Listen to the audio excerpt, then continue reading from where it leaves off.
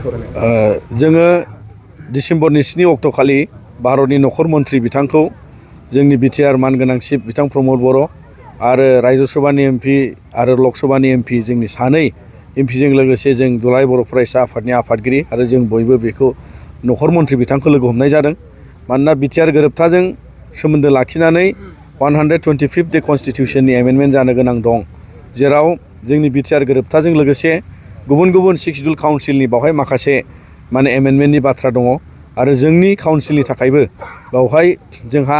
Member बारायनांगौनि थाखाय बे एमेन्डमेन्टआ गोनांथार। 60 मेम्बार बावहाय जानांगौ एकर्ड बादियै मोननायनि थाखाय आरो 280 जे फाइनेन्स कमिसननि बाथ्रा बे भारत संबिजितनि आर्टिकेल मथे बावहाय बिटिआरआव डाइरेक्ट फाइनेन्सनि बाथ्रा दङ आरो बेफोर गासैखौबो गोख्रैयै मावफुंनांगौनि थाखाय आरो साबजेक्ट बारायनायखौ थिसननांगौनि थाखाय बे एमेन्डमेन्टआ जोबोद गोनांथार आरो बेयो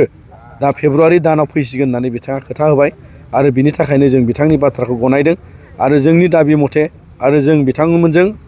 गोबां खेब सावरायबाय। भारतनि नखर मन्थ्रिनि अनगायैबो बिथांमोननि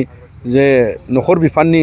मानगोनां हम सेक्रेटारि बिथांमोनहाबो गोबां खेब सावरायनाय जाबाय आरो बेबादिनो जोंनि बिटिआर गोरोबथाखौ सोमोन्दो लाखिनानै जेखिनि आद्रा थानाय आरो गोबां सेन्ट्रेलनि फसंथानफोर दङ, सेन्ट्रेल इउनिभारसिटि आरो बायदिसिना NIT दङ आरो बेबादिनो गोबां फसंथान जायफोरखौहाय इनफ्रास्ट्राक्चार डेभेलपमेन्टआव खालामनांगौ बेखौ गायसननांगौनि थाखाय जोङो बिथांखौ खावलायदों आरो लोगोसे जोंनि एबसुनि 57थि बोसोरसालि जथुम्मा जे जानो गोनां दतमायाव बेवहाय बिथांखौ गाहाय आलासि महरै हांख्रायनाय जादों आरो बिथाङा गाव बाहागो लागोन होननानै जोंनो खोथा हरबाय। दा बिनि थाखायनो जों बिथांखौ बरायो आरो बेजों लोगोसे जोंनि गासिबो जे